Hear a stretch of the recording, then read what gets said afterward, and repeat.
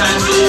Hanging up there, swinging from the tree. They're so far up, it's hard to see. But they're swinging from their head, they're swinging from the tree. Said, hey, hey, what you gonna do when the sky is blue? Gonna go to the zoo. Said, hey, hey, what you gonna do when the sky is blue? Gonna go to the zoo.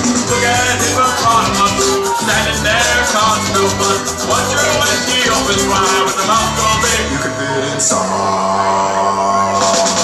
Hey, hey, what you gonna do when the sky is blue? Gonna go to the zoo. Hey, hey, what you gonna do when the sky is blue? Gonna go to the zoo.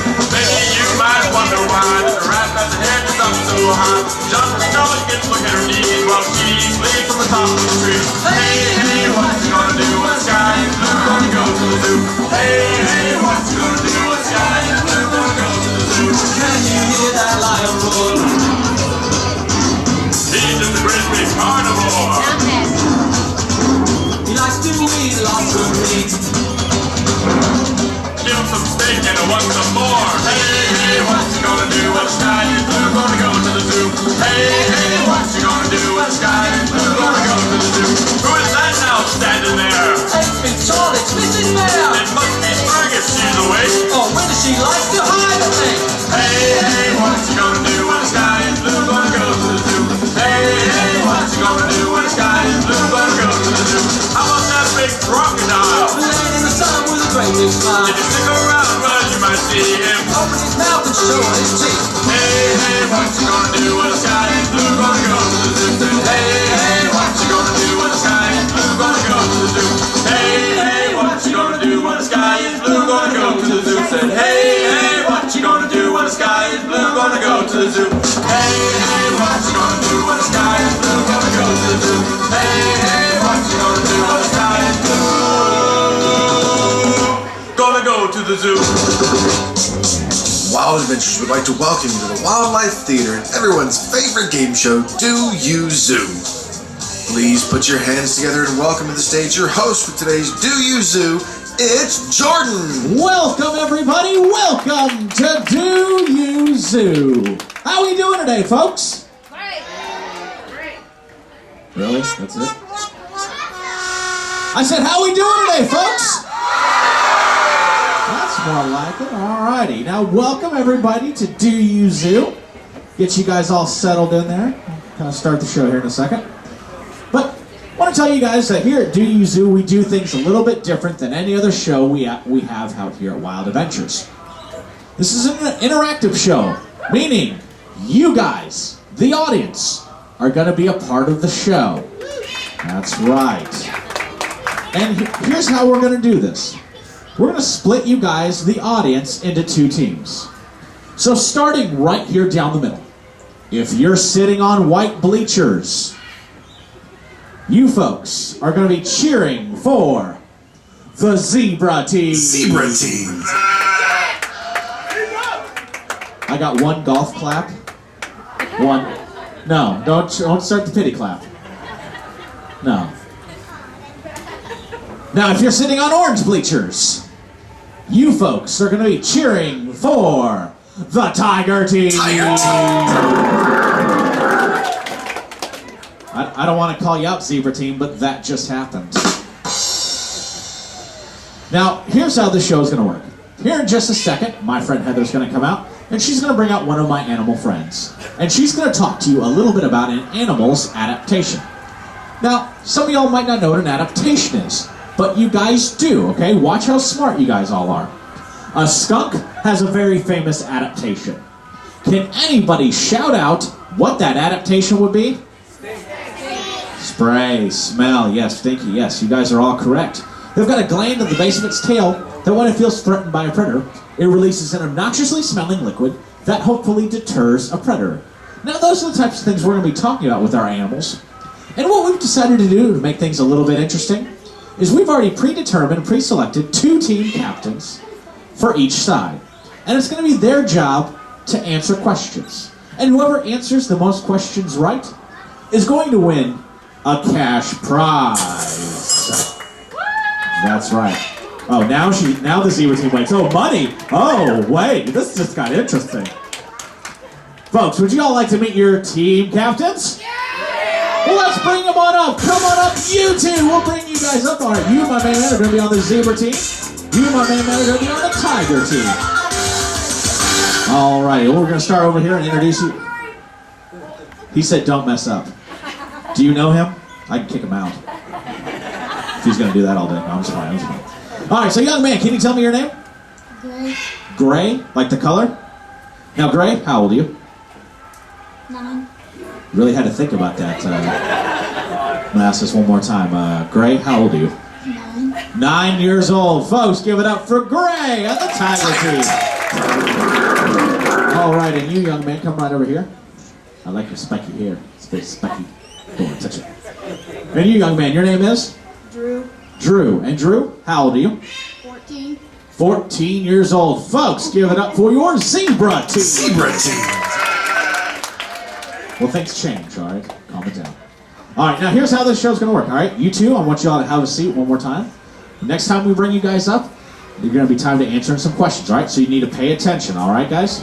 Now, folks, who's tired of hearing me talk? Who's ready to see some animals? Well, let's bring out our first animal. His name is Tyson, the Tamandua. Hey guys, that's right, this is Tyson. He's our Tamandua. Now, a Tamandua is actually a small type of anteater from South and Central America. Now, he has several adaptations that's going to help him for survival in the wild. His first adaptation is this prehensile tail. Because what separates Tamanduas from other anteaters is that they will spend most of their time high up in the treetops. Now, his next adaptation is just like a skunk. Tyson can emit a very strong and smelly odor to fend off predators. They can smell so bad, in fact, that they are known as the stinkers of the forest. Now, his next adaptation is for finding food. Tyson has a 16-inch long tongue that he'll use to stick down into termite mounds and ant hills to lap up all kinds of tasty insects. Now, if he can't reach those insects with his long tongue, he'll actually take his claws and rip open those termite mounds and any rotten logs to get down in there and get a nice tasty treat. And now, because Tyson has no teeth in his small mouth, if a predator comes to try to get him, well, Tyson's going to grab hold and squeeze really tightly with those strong claws and give that predator a nasty pinch. Well, now that you guys have heard about Tyson, it's time for our first set of trivia questions. All righty, folks, give it up for Tyson, the Tamandua. All right, let's bring up our two contestants. Time to answer a few questions, all right? All righty. Now, I'm going to ask you a question. If you think you know the right answer, I want you to ring that bell that's in front of you, okay? Now, just audience, just to prove that there's no funny business or anything like that. Drew, Gray, would you guys ring those bells for me, okay? Just make sure they work. All right, do it one more time. All right, knock it off, Drew. Nice show. It was. All righty. So the first question about the Tamandua is this. We learned that Tyson has a pretty silly name. Nickname. Now, what silly name is the Tamandua also known as? You guys totally weren't. All right, Zebra team. All right. What is your answer? Stinker of the forest. Final answer. Stinker of the forest. Final answer. Stinker of the forest. And that is correct! Zebra team. You could just say yes or final answer or yeah, I'm done. Yeah. Things got weird, I'm not gonna lie. All right. So the next question about Tyson is this. So true or false? So true or false? The Tamandua has long, sharp teeth. Tiger team. No. So you would say false? That is correct! Tiger team. 10 points going to the Tiger team. Alright, so the score is 10 to 10 right now, okay? Alright, you guys can have a seat now. We're headed into our next animal, folks. His name is Gus, the Indian-crested porcupine. Come on, Gus! Come on, Gus! That's right, guys! This is Gus. He's our Indian-crested porcupine. Now, there are about 22 different species of porcupine. They're going to be found in parts of Europe, Africa, Asia, as well as North and South America. Now, they are a rodent, so he's got really big chisel-like teeth, short stubby legs, and powerful claws. And a group of porcupines is known as a prickle. Now that everyone's gotten a good look at Gus, can anyone shout out his big adaptation? Quills, that's right. Gus is covered in 30,000 quills, and he uses those quills for self-defense. But there's a couple of myths associated with those quills. One is that poisonous. That's not true. They are in fact barbed and hollow at the end, which makes it difficult for a predator to pull out once he's been stuck. The next myth is that Gus can shoot those quills out. That's also not true. When Gus feels threatened by a predator, where he's going to stick his quills up in all different directions, he'll shake his tail, make lots of noise, then run backwards into that predator.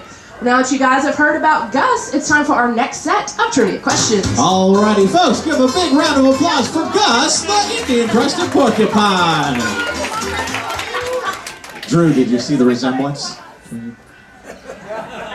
He has spikes. You got spikes. Okay. Oh. All right. So the first question about Gus is this. How many different species of porcupines are there? We're looking for an exact number. Zebra team. 22. 22 would be correct. Zebra team on the board. All right, 20 to 10. Now our next question about Gus is this. What are two big myths about porcupine quills? There are two big myths. Zebra team. They can shoot them out. That's one.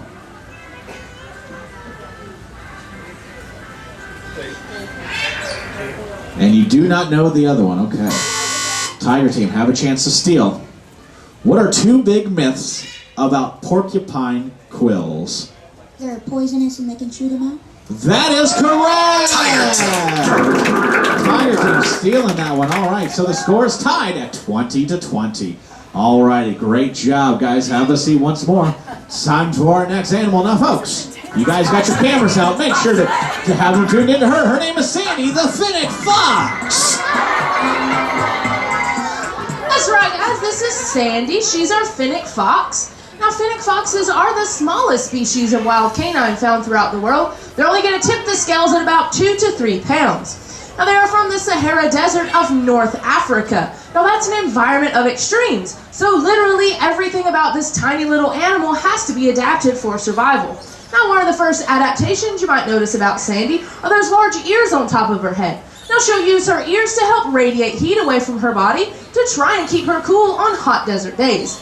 Now, Sandy is nocturnal and omnivorous. That basically means that she's going to be active mostly at night and eat pretty much anything she can find. Now, her next adaptation is located on the bottoms of her feet. In between her foot pads, she grows really thick hair.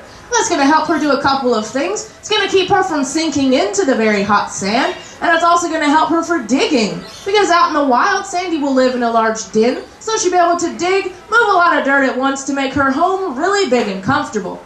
Now, she'll also use digging for hunting. So she'll first listen with those large ears of hers for any lizards or bugs crawling underneath the sand. She'll dig them up, catch them, and eat them just as fast as she can. Because as you can imagine, it's very difficult to live out in the desert, so the digging adaptation really helps the Fennec foxes to live and survive. Well, now I hope you guys were listening about Sandy, because it's time for our next set of trivia questions. Alrighty, folks, give a big round of applause for Sandy, the Fennec fox. All right, audience, let's be honest. Was that not the cutest thing you guys have seen all day long?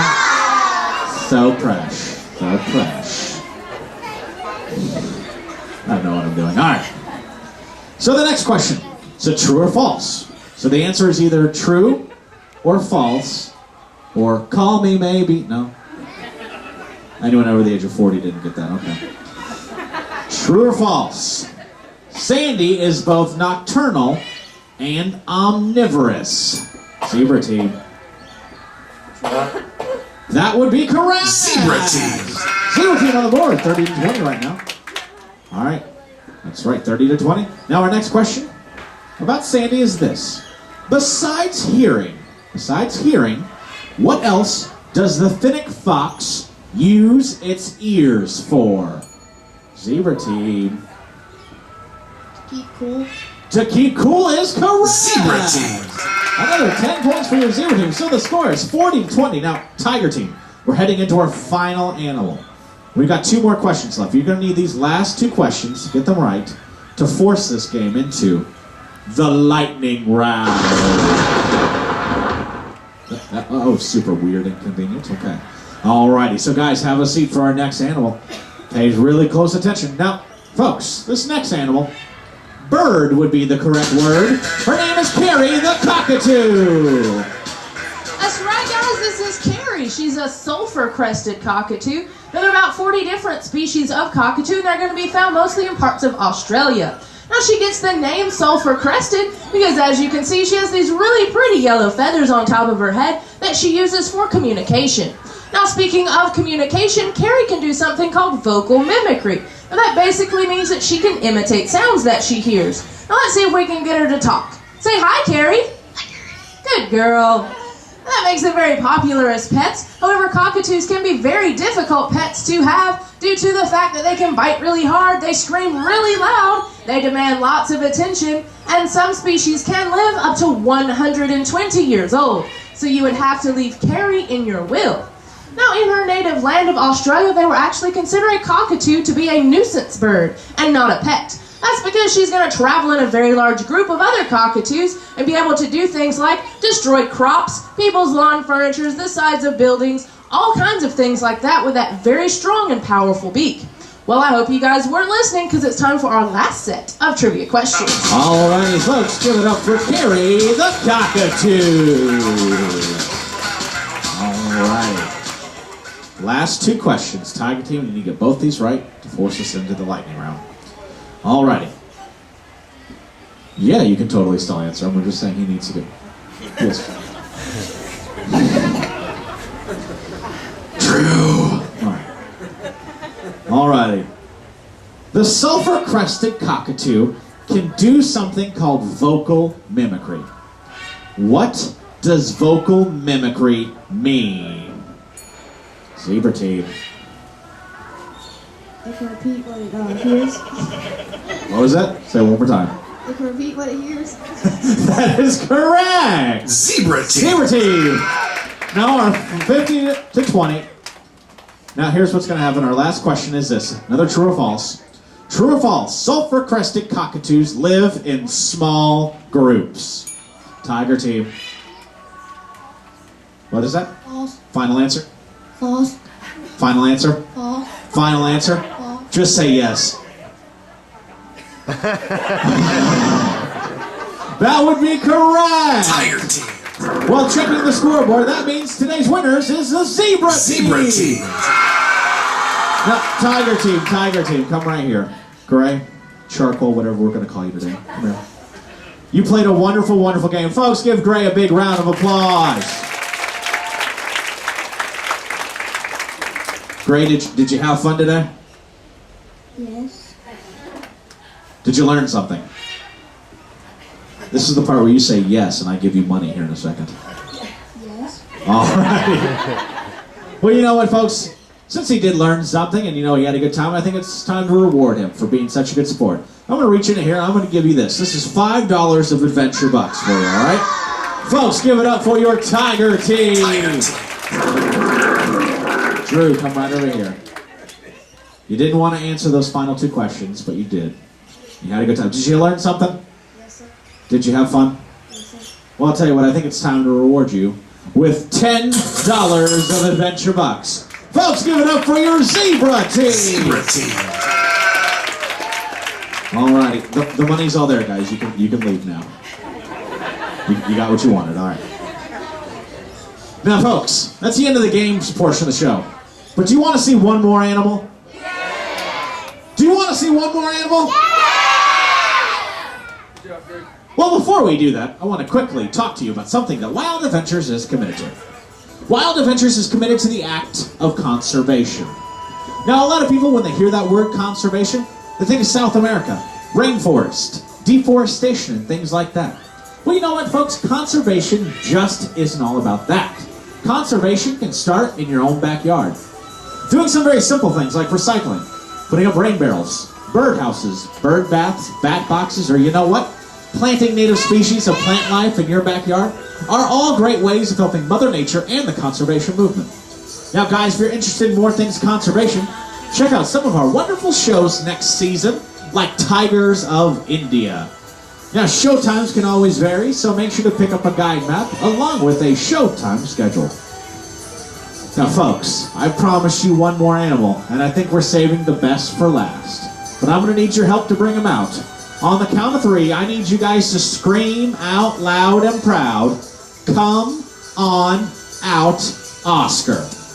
On the count of 3. 1, 2, 3.